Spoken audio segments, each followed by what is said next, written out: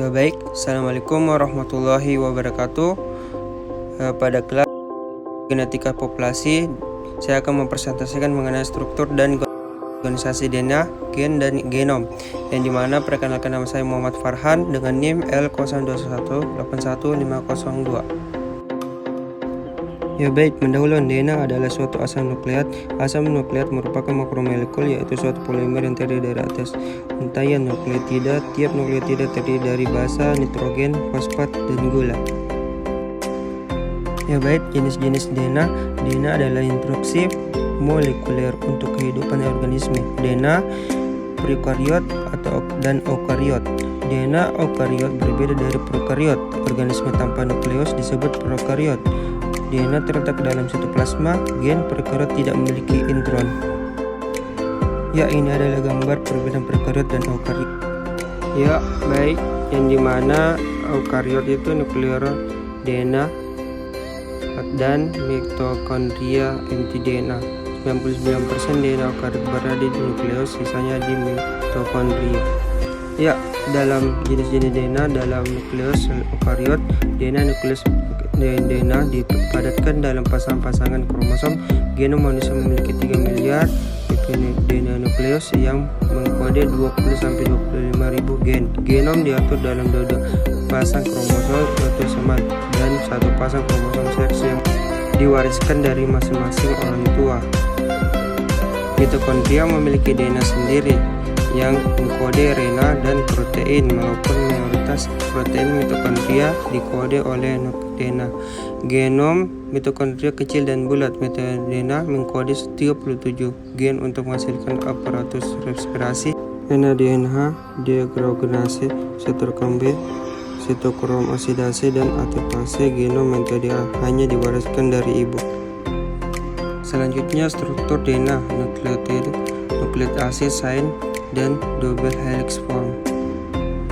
Struktur DNA nukleotida. Tiap nukleotida memiliki gula nukleosa, tidak memiliki gugus hidroksil pada 2 aksen. Basa nitrogen nukleosa terdiri dari purin, adenin, guanin, dan pirimidin, timin, tiosin yang membentuk informasi genetik. Fosfat menghubungkan satu nukleotida dengan yang lain. Dapat mengikat 3 aksen atau 5 aksen deoksiribosa.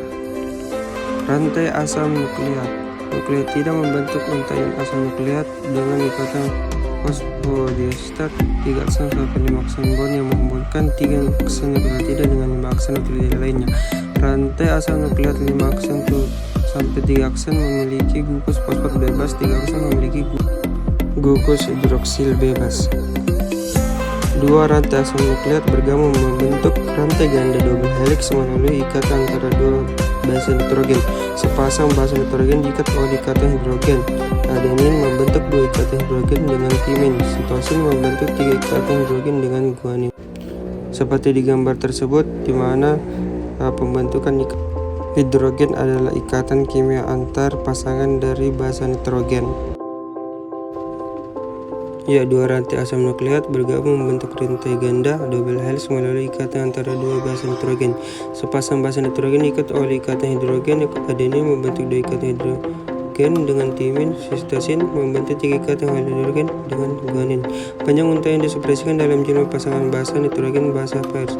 Karena pasangan basa bersifat spesifik, untayan DNA sifatnya komplementer. Sesuai rantai 1 menentukan sekuens rantai 2. Kedua rantai pada double helix bersifat antipolar.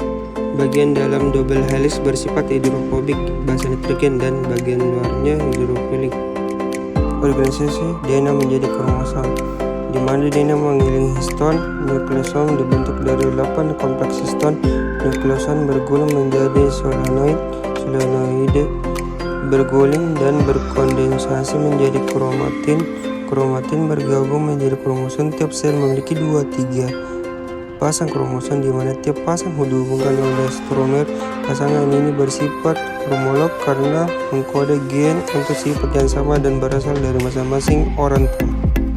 Telomer pada ujung kromosom. Telomer merupakan kompleks nukleoprotein pada ujung 3 aksen kromosom eukariot, terdiri dari sekuens ulangan TTAGGG.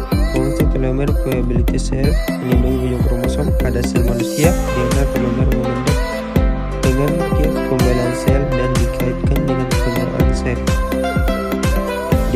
gen atau genom. Seluruh informasi genetik suatu organisme disebut genom. Genom manusia terdiri dari 20.000 sampai 25.000 gen yang mengkode protein. Gen ini tersebar dalam 33 pasang kromosom.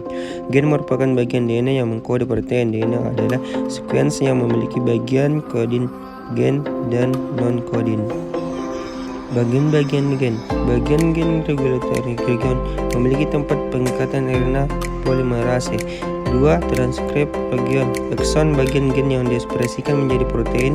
Intron bagian gen yang tidak diekspresikan menjadi protein atau dihapus setelah transkripsi. Pada implikasi klinis pengetahuan tentang DNA, di mana beberapa penyakit DNA sebagai berikut. Ya baik, dapat disimpulkan perbedaan prokariot dan eukariot. Prokariot tidak memiliki inti atau nukleus. Materi ini tersebar dalam sitoplasma karena tidak memiliki membran inti. DNA lebih sederhana, lebih sedikit mengandung pasangan basa nukleotida, betulnya sirkuler. Hanya ekson, tidak ada intron, kromosom tunggal, sedangkan eukariot mempunyai nukleus dilengkapi oleh membran inti. DNA lebih kompleks, lebih banyak mengandung pasangan basa nukleotida sehingga digulung pada protein histone, punya intron dan ekson, kromosom lebih dari satu. Baik, itulah tadi presentasi saya. Lebih kurangnya mohon dimaafkan. Assalamualaikum warahmatullahi wabarakatuh.